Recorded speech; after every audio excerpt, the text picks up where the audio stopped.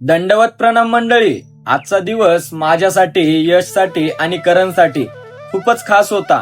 आम्ही आलो होतो श्री क्षेत्र खोपडी येथे. यात्रेचा उत्साह, स्वामींची ओढ आणि लोकांचं प्रेम, आज सगळं काही इथे ओसंडून वाहत होतं.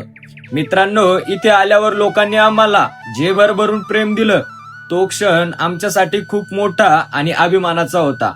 विशेषतः पुजारी मंडळाने आमचा जो सत्कार केला, त्याने आम्ही खरंच भारावून गेलो. एका स्वामींच्या सेवकाला जेव्हा असं प्रेम मिळतं, तेव्हा स्वामींच्या कार्याची ऊर्जा अजून वाढते. या पावनभूमीत स्वामींच्या काही खास लीळा घडल्या आहेत.